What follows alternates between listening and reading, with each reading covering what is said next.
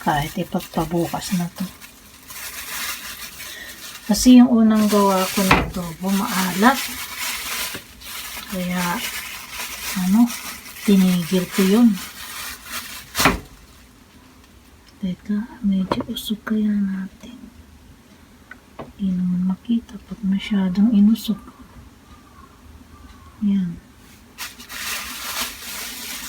Tayin ko muna po. Ganan natin ang toyo. Hindi mo na ako maglalagay ng maraming toyo kasi baka umalat. Tulad na nangyari. Kakasunod ko sa book procedure. Umalat. Isa na lang. Yan. Tapos, dagdagan ko siya ng suke. Dagdagan naman natin ng vinegar. 1/2 cup daw. Lagyan natin ng buo-buong kamay ko lang nakita nyo. Braso ko pala. Lagyan na rin natin ng bawang. Yan.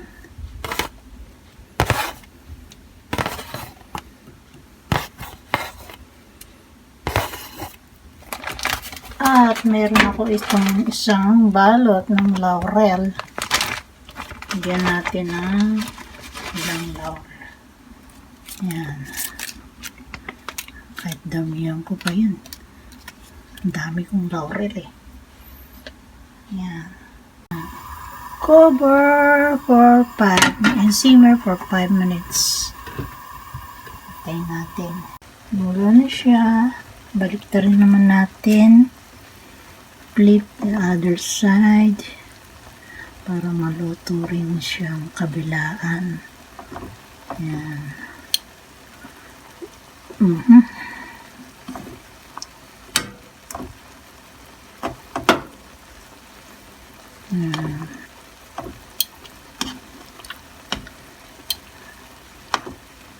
Balik-baliktarin natin. Let's go. Come na dumating anak. Di pa luto.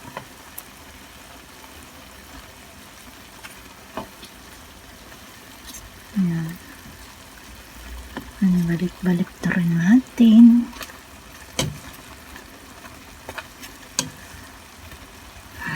Masarap to ha. Masarap. Magpapasarap ako nito. Ang tagal ko namang binalibaliktad. Nabaliktad ko na ba lahat? And another cover again. And wait. Ay, okay. Another 10 minutes. Sinaan natin lang yung apoy. After 15 minutes, lagyan ng potato. Lagyan ng potato. Lagyan ng tubig para matutuyo na ang tubig. Lagyan na lang ulit ng toyo o suka. Pakulang. Para lumambot yung patatas. Yan. Para lumambot si patatas. And again. Saan na ba yung pansando ko? Kasan natin ang apoy. Yan. Ayusin si patatas.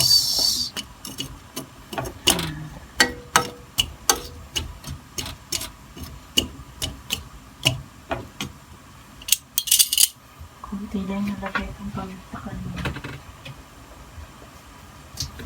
Dagan ko pa siya ng paminta. Ayan. Then, cover and wait for another 10 minutes. Simmer for 10 minutes. Well, ang gagawin naman natin ngayon, set aside natin ang patatas at chicken. At tapos, yung sauce, set aside din natin sa ibang paglagyan. Ayan. Set aside muna natin ito. Ayan. Tama, padating ng anak ko. Maluluto na. Konting kembot na lang. Diba ha? Alam niyo bang, matagal na panahon na akong di uli nakapagluto ng adobo. Dahil nga, tinatamad si bro nang bumili ng pang adobo ko. Si si Corips. Ikapatayin ko muna yung apoy. Mamaya uli po. Manok. At si mga patatas. Olive oil ang gamit ko mga guys. Diba?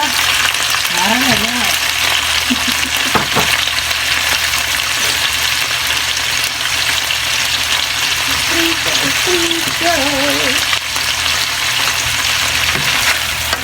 Nakikot niya yung pa-ek-ek eh.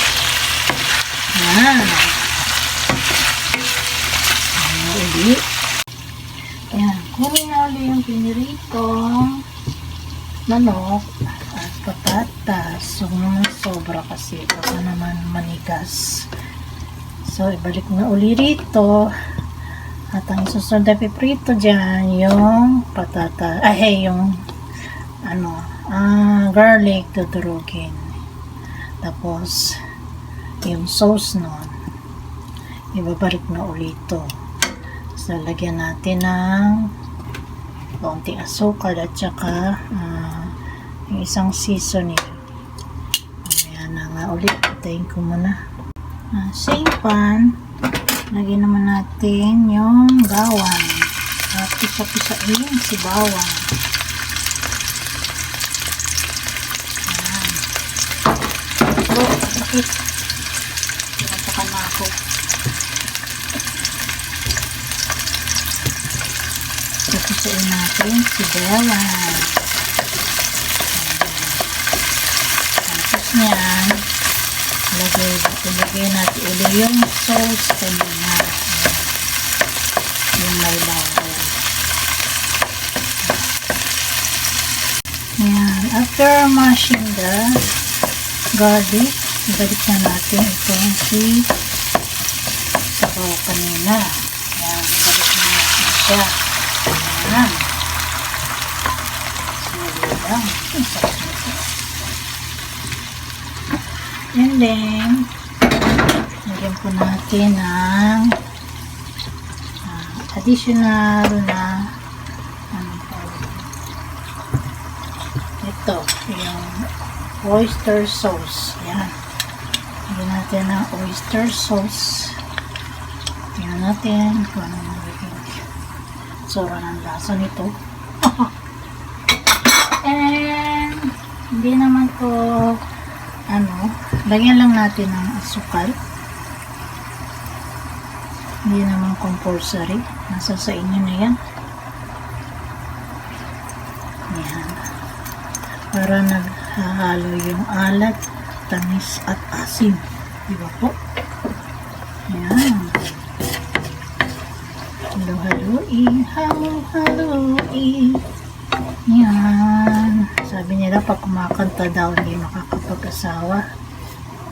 Maniwala ka naman dyan.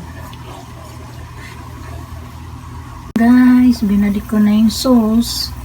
Saka nilagyan ko na ng oyster sauce at asukal at ibalik na rin natin itong pinirito kanina patatas at manok.